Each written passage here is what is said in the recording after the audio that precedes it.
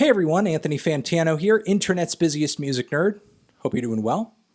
And let's do a letter from a fan over here because somebody sent in a good question, a good point, and I thought I would respond to it. So the message reads, "Hello, Anth Man. I was curious as to whether or not you consider the artist when putting a score on an album. What I mean by this is, do you think that, for example, To Pimp a Butterfly would have received a 10? Would it have come from a completely unknown artist you've never heard of before and just happened to stumble upon? Or in contrast, would the album still be a 10 if it came from someone like 6ix9ine, obviously given that the music, lyrics, and delivery remain the same? Or do you think that you would need to be a bit intrigued already by the artists in their previous work for you to give it a 10? Godspeed. P.S. I dreamt about you the other night where my middle school class went on a field trip to your house. You had a weird house with a lot of lit candles everywhere, but it was fun meeting you. I actually wish I did live in a house with a bunch of lit candles everywhere. That would be fucking cool." All right, so the question over here, would my score or opinion change on an album if the artist was different or whatever? You know, this is an idea and a concept that's thrown out there a lot. People say, oh, well, you wouldn't like this album if so-and-so did it, or you only like this album because this guy did it, because you give that guy good scores no matter what. I think the question here is twofold. One, would I give an album a 10, or could an album be a 10 if it were from an artist who is completely unknown? I don't see why not. I will say that, context, we can never completely ignore context. And context being, hey, I enjoyed the previous two albums from this guy, and I gave one an 8 and I gave one a 9, and yet I feel like this new one over here tops both of those, and logically speaking, we've kind of gone up the escalator of scores here. On top of that, I feel like there's not a bad track on the album or a track that I don't love. So given that, in my opinion, it's like a relatively flawless playlist or track list, and he's built quality-wise on every release up into this point, I guess that's one way to kind of get to a 10. But technically speaking, I think somebody who is relatively unknown could land a 10 as well, based off of the criteria of, again, not a single bad track in the track list. I love every single song on it. On top of that, do I think the record is as good or is as enjoyable other albums that I've given a 10 to? Is the sound of the record, is the style unique? Is it cutting edge? Do I feel like this person's sound is one of a kind and really stand out? All of those characteristics or qualities or criterias or checkboxes I'm also applying to other albums that I've given that score to. So technically speaking, again, I couldn't imagine why someone who's unknown couldn't potentially get a 10 out of 10 score. But again, you also have to look at the other albums that I've given 10s to, or those other artists who have landed that score, who have made albums that are of that quality. Typically, they're not just purely coming out of nowhere, because an album like To Pimp a Butterfly requires resources. You don't just get Flying Lotus, Thundercat, and George Clinton on your album being a total fucking nobody. An album like The Money Store requires an artist like Zach Hill, who is incredibly talented and has years and years and years and years of experience under his belt getting to that point in order to achieve an album that adventurous and forward-thinking.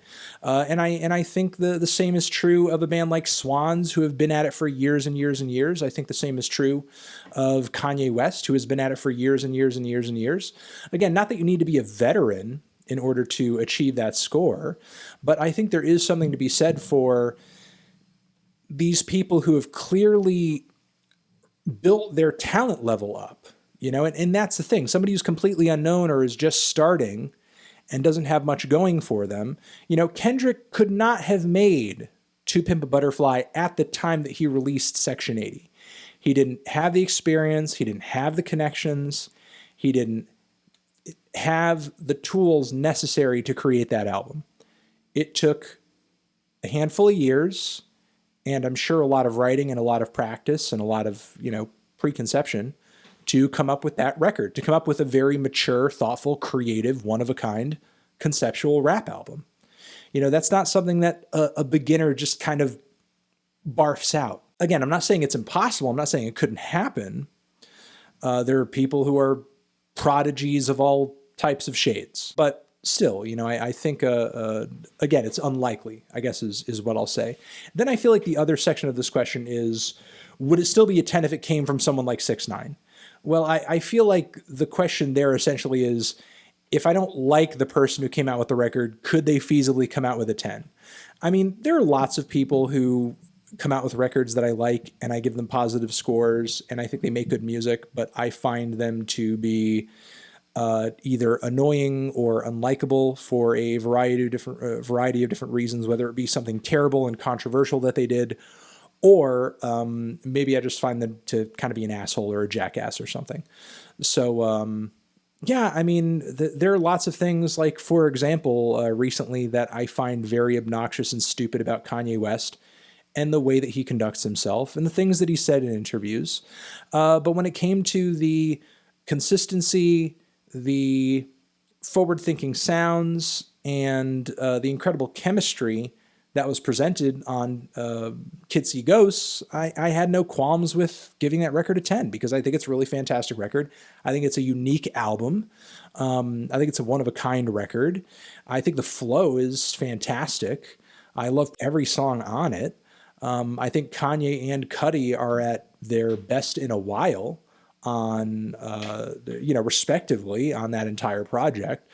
So personally, I don't really have any qualms with saying I feel like this person whose conduct or behavior I don't really like has made an album that I think is really good. I think another example could potentially be, Varg, aka Burzum. I mean, you can't really deny the man's contributions to the black metal scene, despite the fact that he has a lot of views that I vehemently disagree with, and the guy is legit a murderer. But again, I enjoy quite a bit of music that Varg has either played on or contributed to. I wouldn't say like it's my favorite in the world. You guys have seen my record collection. It's not full of Burzum records or whatever. But again, I can't deny the guy's incredible and important contributions to the black metal scene. And I can't deny that he's made good music. So no, I don't think if 6ix9ine had come out with To Pimp a Butterfly, granted it stayed exactly the same, that I guess it would be any less enjoyable of an album, again, sort of observed more in a vacuum.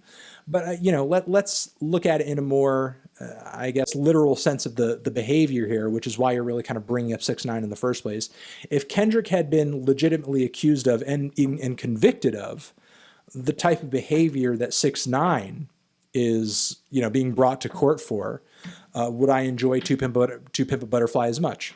I guess it would maybe it would make me enjoy it a little bit less, but in the respect that there are elements of To Pimp a Butterfly that are about bettering yourself and, thinking of God and so on and so forth. And if Kendrick was exhibiting that behavior, it would be a huge hypocritical mental disconnect, And certainly there are moments where the thought process of To Pimp a Butterfly can be questioned, but there's not really a point at which I guess you could take Kendrick's behavior and say, well, he's advocating that people do X, Y, and Z and love themselves and this, that, and the other, but yet he clearly hates himself and he's doing all this horrible shit and he's a terrible person.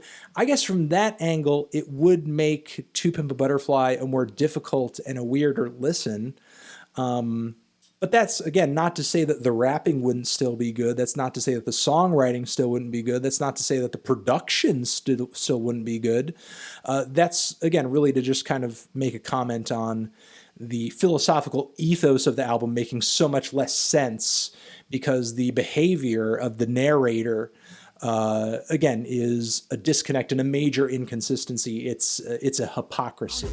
So I guess it does kind of make albums like To Pimp a Butterfly more difficult to swallow if the narrator is kind of giving some advice or making some kind of social critique, and yet they themselves are a total piece of garbage. But again, I feel like that's a critique specific to Pimp a Butterfly. Could I enjoy the Money Store as much as I do if I found out that every member of Death Grips was a serial killer? I guess. I guess it would make me a little uneasy at first, but I guess there's nothing particular about the album that advocates against being a serial killer. So I mean, again, we're kind of getting into the weeds here, and it's a weird point to make, but this is, in my opinion, a bit of a weird question and a bit of a weird, I guess, hypothetical to pose. You know, we're talking about, well, would the behaviors of a person who didn't actually exhibit those behaviors, would that make you change the? It's such a fucked up and weird hypothetical, and it's odd that we put ourselves as music fans through these thought experiments because, I don't know, for whatever reason, we can't just trust that our taste says an album is good. We have to kind of trick ourselves and question ourselves with saying, well, would you even like that album if a different artist made it? So it is a weird thought experiment to be going through anyway, and a bit of a pointless one in my opinion. But again, to go back to the Money Store, I guess there aren't any huge major philosophical inconsistencies that wouldn't be brought up in that scenario, but still it's a really weird way to look at consuming music. I think I'm just going to leave it at that.